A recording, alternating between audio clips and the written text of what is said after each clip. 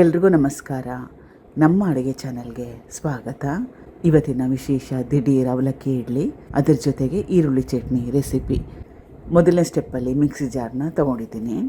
ಅರ್ಧ ಗ್ಲಾಸಷ್ಟು ಅವಲಕ್ಕಿ, 3/4 ಗ್ಲಾಸಷ್ಟು ಅಕ್ಕಿ ತರಿ ಅಥವಾ ಇಡ್ಲಿ ರವೆ, ರುಚಿಗೆ ತಕ್ಕಷ್ಟು ಉಪ್ಪು. ಮುಚ್ಚಳನ ಮುಚ್ಚಿ 2 ಪದಾರ್ಥಗಳು ಚೆನ್ನಾಗಿ ಹೊಂದ್ಕೋಬೇಕು. ಅವಲಕ್ಕಿ ಕೂಡ ಚೆನ್ನಾಗಿ ಪುಡಿ ಆಗಬೇಕು. ಆ ರೀತಿ ಆಗೋವರೆಗೂ ಮಿಕ್ಸಿ ಹಾಕ್ಕೋಬೇಕು. 30ರಿಂದ 40 ಸೆಕೆಂಡ್ ಹಾಕ್ಕೊಂಡ್ರೆ ಸಾಕಾಗತ್ತೆ. ಮಿಕ್ಸಿಗೆ ಹಾಕ್ಕೊಂಡಿದ್ದಾಗಿದೆ. ಚೆನ್ನಾಗಿ 3 ಪದಾರ್ಥಗಳು ಹೊಂದ್ಕೊಂಡಿದ್ದಾವೆ. ಅವಲಕ್ಕಿ, ರವೆ, ಉಪ್ಪು, ಅರ್ಧ ಗ್ಲಾಸಷ್ಟು ಹುಳಿ ಮೊಸರು, ಅರ್ಧದಿಂದ 1 ಗ್ಲಾಸಷ್ಟು ನೀರು. ತೀರಾನೇ ತೆಳುವಾಗಿರೋ ಕನ್ಸಿಸ್ಟೆನ್ಸಿಯಲ್ಲಿ ಕಲಿಸ್ಕೊಳ್ಳೋಕೆ ಹೋಗಬಾರ್ದು, ಗಟ್ಟಿಯಾಗಿರೋ ಕನ್ಸಿಸ್ಟೆನ್ಸಿಯಲ್ಲಿ ಕಲಿಸ್ಕೋಬೇಕು.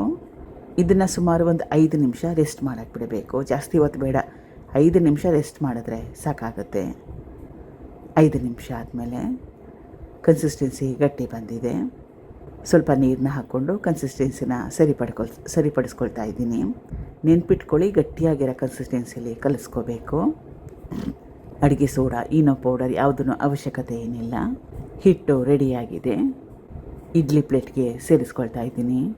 ಇದನ್ನು ಸ್ಟೀಮ್ ಮಾಡ್ಕೋಬೇಕು, ಹಬೆಯಲ್ಲಿ ಬೇಯಿಸ್ಕೋಬೇಕು 15 ನಿಮಿಷ ಹೈ ಫ್ಲೇಮ್ನಲ್ಲಿ. ಇದಾಗಷ್ಟರಲ್ಲಿ ಈರುಳ್ಳಿ ಚಟ್ನಿನ ಮಾಡ್ಕೊಳ್ಳೋಣ. ಬಾಣಲೆ ಇಟ್ಕೊಂಡಿದ್ದೀನಿ. ಸ್ವಲ್ಪ ಎಣ್ಣೆ, 4 ಮೀಡಿಯಮ್ ಸೈಜ್ ಈರುಳ್ಳಿ, ಬೆಳ್ಳುಳ್ಳಿ ಎಸಳು 4ರಿಂದ 5, ಸ್ವಲ್ಪ ಹುಣಸೆ ಹಣ್ಣು, ಬ್ಯಾಡಗಿ ಒಣಮೆಣಸಿನಕಾಯಿ.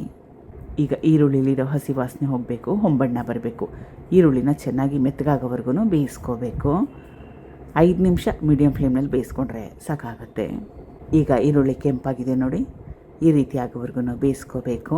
ಗ್ಯಾಸ್ ಸ್ಟವ್ನ ಆಫ್ ಮಾಡಿಕೊಂಡು ಬಿಸಿ ಇದ್ದಾಗ ಮಿಕ್ಸಿಗೆ ಹಾಕ್ಕೊಳಕ್ಕೆ ಹೋಗಬಾರ್ದು, ತಣ್ಣಗಾಗಲಿ.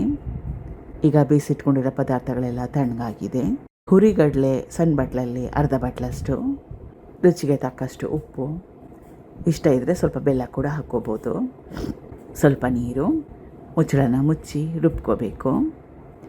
ರುಬ್ಕೊಂಡಿದ್ದಾಗಿದೆ. ಇದಕ್ಕೆ ಒಗ್ಗರಣೆ ಅವಶ್ಯಕತೆ ಏನಿಲ್ಲ, ಇಷ್ಟ ಇದ್ದರೆ ಹಾಕ್ಕೋಬೋದು. ಈಗ ಇಡ್ಲಿ ಕೂಡ ಆಗಿದೆ, ಮೃದುವಾಗಿದೆ, ಚೆನ್ನಾಗಿ ಕರೆಕ್ಟಾಗಿ ಸೆಟ್ಟಾಗಿ ಕೂಡ ಬಂದಿದೆ ನೋಡಿ, ಎಷ್ಟು ಮೃದುವಾಗಿದೆ. ಇಡ್ಲಿ ಹಿಟ್ಟಿಲ್ದಿದ್ದಾಗ ಒಂದಿನ ಟ್ರೈ ಮಾಡ್ಬೋದು. Thank you for watching. ಧನ್ಯವಾದಗಳು.